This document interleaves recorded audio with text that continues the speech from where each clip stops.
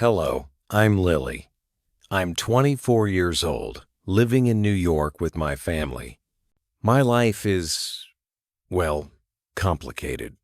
My dad passed away when I was young, and since then it's just been me, my mom, and my little brother Jack.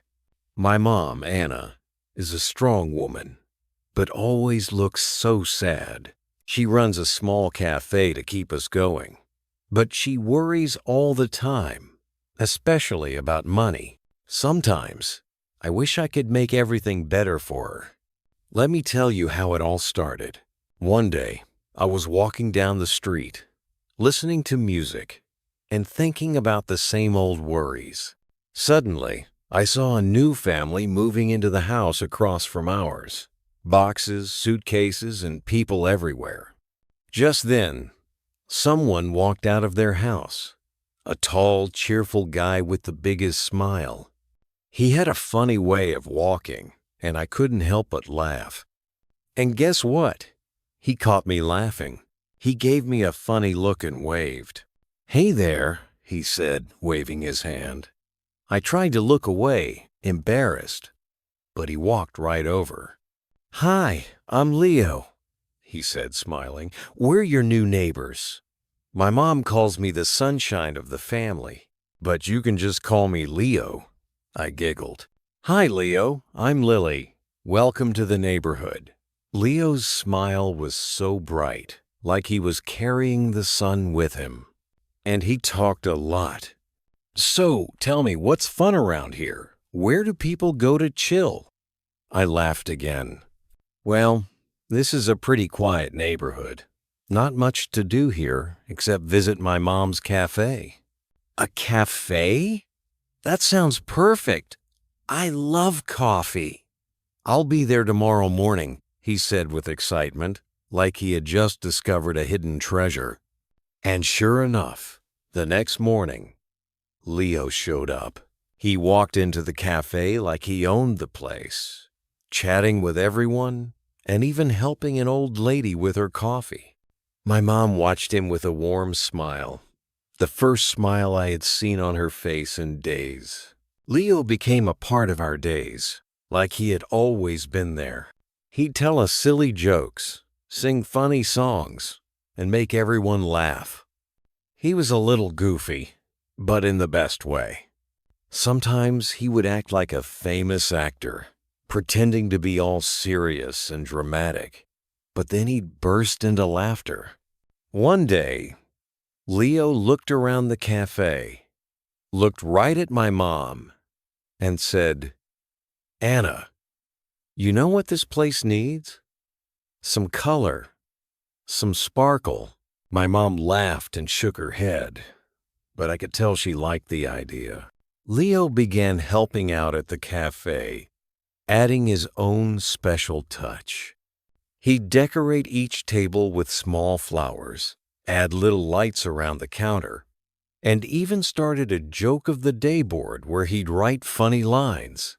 People loved it. They came in just to see what he'd written that day. Then, something surprising happened. My mom started humming while she worked, something I hadn't seen her do since my dad passed away. She seemed happier, more alive. But Leo wasn't just about fun and jokes. He was also there when things got tough. One evening, when the cafe was empty, my mom sat down, looking tired and defeated. Leo noticed and sat beside her, putting a hand on her shoulder. "You know, Anna," he said softly, "life isn't always easy, but sometimes a little light, a little laughter can make all the difference." My mom looked at him with tears in her eyes, and he held her hand, giving it a gentle squeeze. That was Leo. He made us laugh, but he also reminded us that we were never alone. Over time, Leo and I became close friends. We'd go on long walks, talking about everything: our dreams, our fears, and our families. He told me about his own struggles, about how he used to feel lost, but decided to change his life by spreading happiness wherever he went. One day, while sitting by the lake, he looked at me with that big, goofy smile and said, "Lily, you know, life is short. We don't know what tomorrow brings, so let's make the most of today." Life in New York had taken a happy turn with Leo around. He didn't just bring sunshine into the cafe. He brought it into our lives. Every day, he'd come up with something new to keep us laughing. Once, he even came into the cafe wearing a superhero cape made from an old curtain, calling himself Captain Happiness. He ran around, acting like he was saving people from seriousness, making everyone in the cafe laugh till their stomachs hurt. But Leo wasn't just a clown. He had a way of making everyone feel special. For instance, he noticed Mrs. Davis, an elderly woman who came to the cafe every afternoon. She always sat alone, looking a little sad. Leo started sitting with her, listening to her stories about her late husband and their travels. Slowly, Mrs. Davis's frown turned into a smile every time she saw him. One evening, Leo invited me to walk with him by the river. As we strolled along, he looked up at the stars and said, "Lily, do you ever wonder why people forget to be happy? I mean, look around. The world is full of things to laugh about, but we get so busy that we forget." I sighed. I guess life gets complicated. There are bills to pay, responsibilities, things to worry about. He looked at me, smiling gently. But happiness is free, you know. It's in the little things, like seeing someone smile because of something you did. As he said this, I realized Leo wasn't just talking about life. He was teaching me something that would stay with me forever. I felt lighter, like he had taken a weight off my heart. But Leo had a mystery to him, too. He'd always smile when anyone asked about his past, never saying much. One night, I finally worked up the courage to ask him, "Leo, what brought you to New York? Why did you move here?" He looked at me, his smile a little sad. "Ah, that's a story for another day, Lily. For now, let's just focus on making today special." Days turned into weeks, and Leo became a part of our family. One morning, I walked into the cafe to find it covered in balloons and streamers. I looked around, surprised, and there was Leo, holding a giant cake with "Happy Birthday," Lily written in bright colors. He had somehow figured out my birthday, and there he was, throwing me a surprise party. The cafe was filled with friends, neighbors, and even regular customers. My mom had tears in her eyes as she hugged me. "Leo put this together, honey. He wanted to make sure you had the best birthday." As everyone sang, I couldn't help but feel so grateful. Leo had given me something precious, a memory that would stay with me forever. And right at that moment, I realized that I felt something more than friendship for Leo. My heart raced every time I saw him, and I was happier with him around. But did he feel the same? A week later, Leo brought another surprise. He announced a talent show night at the cafe, open to anyone in the neighborhood. I thought he was joking, but he was serious. People actually showed up. Kids did magic tricks. Some old friends sang karaoke, and there was even a man who juggled apples. Leo performed a ridiculous dance routine, pretending to be a famous dancer, and everyone cheered him on. Then, out of nowhere, he looked at me and said, "All right, Lily, your turn." I froze. Me? No way. I can't perform. But everyone was cheering, so I reluctantly got up and decided to sing a song. It was a soft, sweet tune my dad used to sing to me when I was a kid. As I sang, I noticed Leo watching me with a look of admiration in his eyes. When I finished, he clapped the loudest. Afterward, Leo came up to me, his eyes twinkling. "Lily, you've got a beautiful voice. You should sing more often." I blushed, not knowing what to say. I wanted to tell him how much he meant to me, how he made everything better, but I held back. Life was going great until one afternoon. I came home to find Leo sitting alone by the river, looking unusually serious. I sat beside him, sensing something was wrong. "Leo, is everything okay?" I asked gently. He took a deep breath, looking down at his hands. "Lily, there's something I haven't told you. I didn't come here just for fun. I came to New York for a reason." He paused, and his usual smile faded. Curiosity filled me, but I waited quietly, sensing he needed time to open up. Finally, he continued, "Back home, I was engaged to someone. Her name was Emma. We were young, in love, and then one day, she was gone. An accident. After that, I felt like I had lost my reason to live.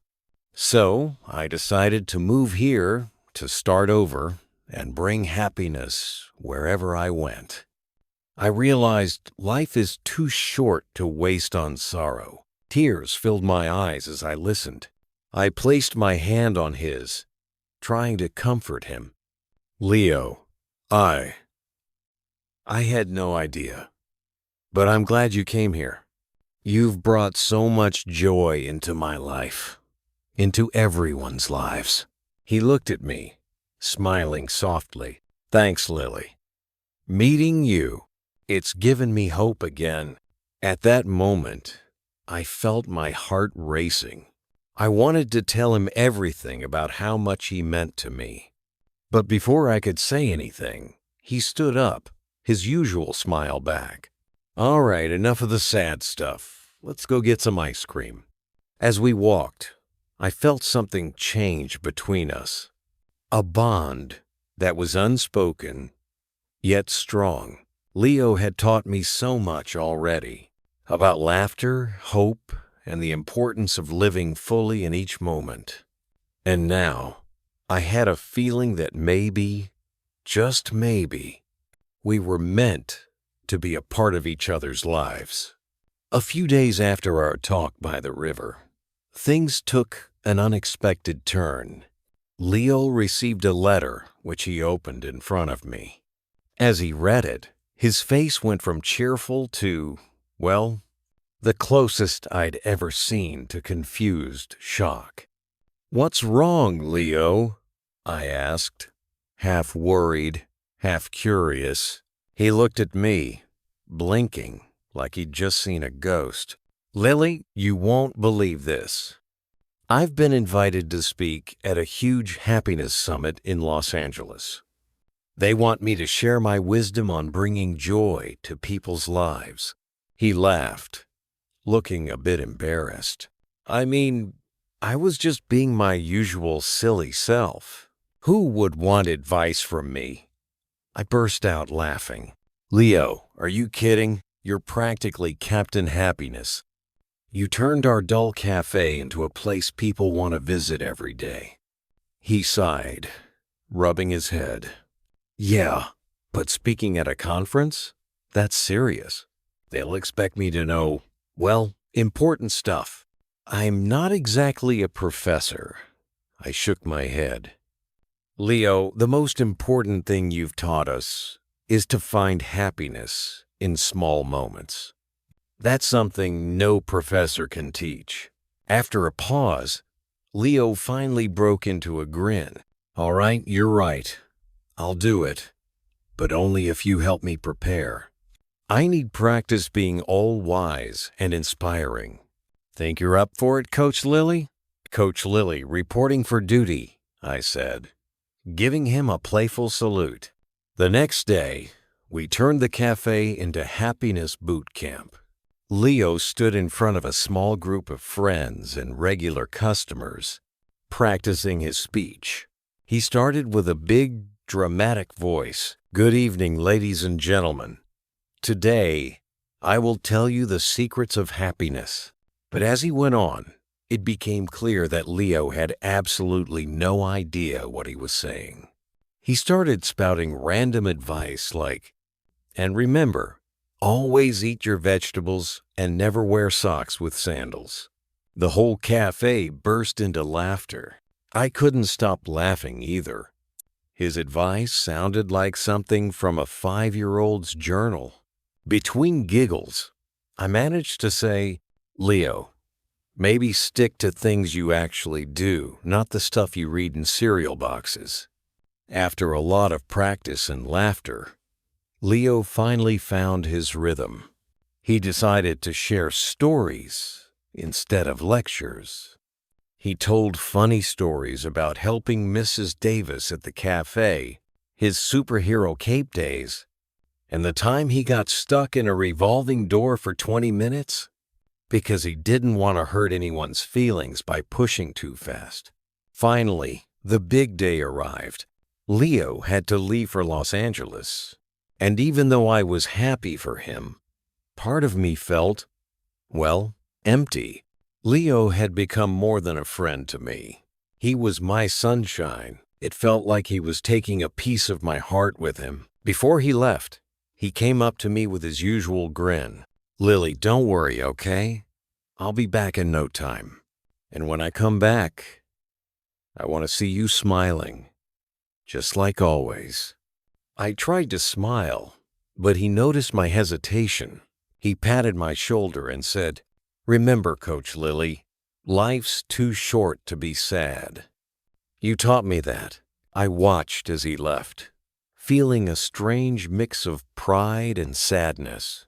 Days passed, and the cafe felt quieter without Leo. Mom noticed it too. She'd often pause and say, "It feels empty here, doesn't it?" I nodded, feeling that emptiness too. One afternoon, while I was tidying up, I found a small note Leo had left on the counter. In his messy handwriting, it said, "Lily, don't forget to look for joy, even when I'm not around. You're stronger than you know, and your smile brings light to everyone.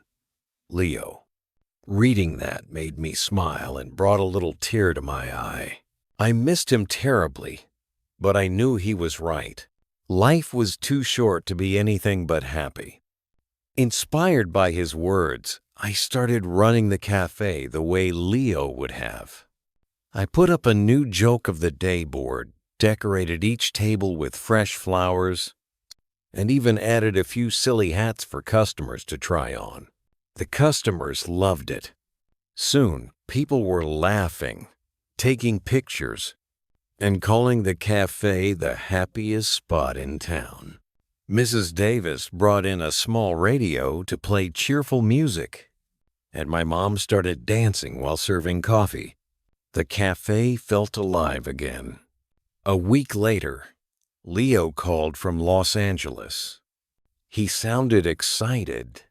"Lily, you won't believe it. The speech went so well, people were actually taking notes." I laughed. "Of course they were. You're Captain Happiness."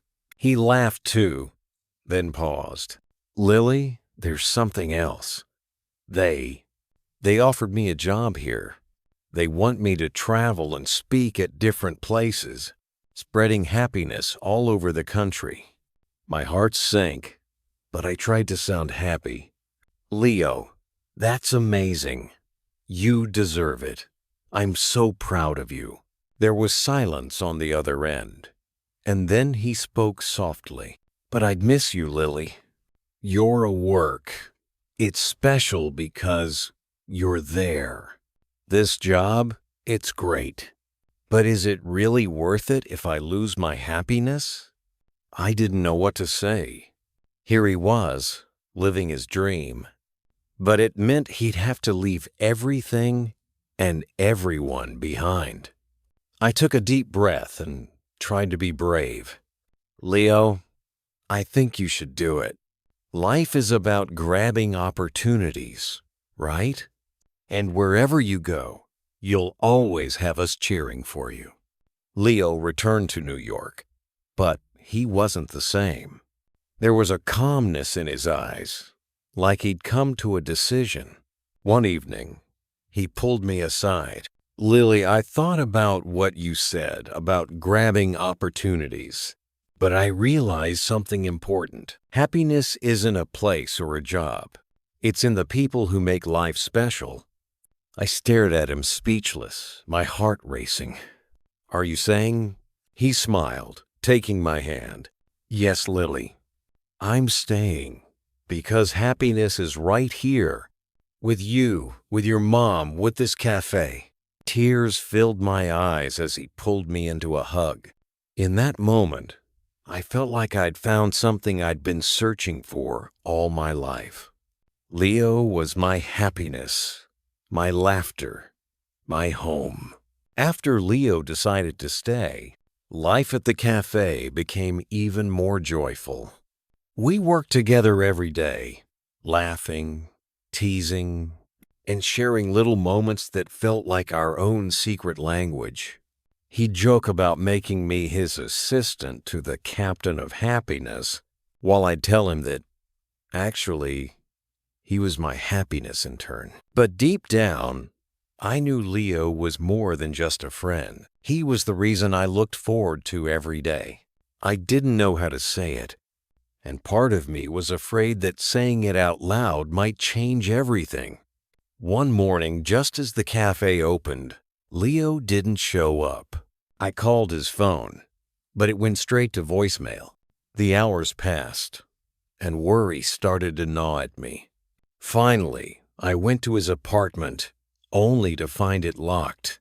The next day, I got a message from him. Don't worry, Lily. I'm fine. Just need some time to figure things out. I didn't understand. Had I done something wrong? The cafe felt hollow without his laughter, and I found myself missing even his silly dance moves. Days turned into weeks, and I wondered if he was ever coming back. I thought of our memories, the warmth he brought into my life, and it felt like a chapter was closing too soon. One afternoon, a friend dropped by with a letter for me from Leo. My hands trembled as I opened it. Dear Lily, I'm sorry for disappearing without saying goodbye. There are things I never told you. My heart has been carrying a weight, something I didn't want to share because I thought it might bring you sadness. You see, I'm not as strong as you think. My health hasn't been great for a while. It's why I always try to bring as much happiness as I can to others. It's my way of feeling alive. But please don't be sad. You've brought more joy into my life than I ever thought possible. Lily, you taught me what it truly means to love someone. Every day with you felt like a gift, a treasure.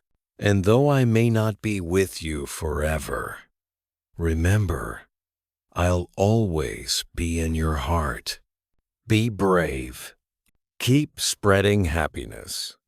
And know that I'll always be by your side, cheering you on. With all my love, Leo.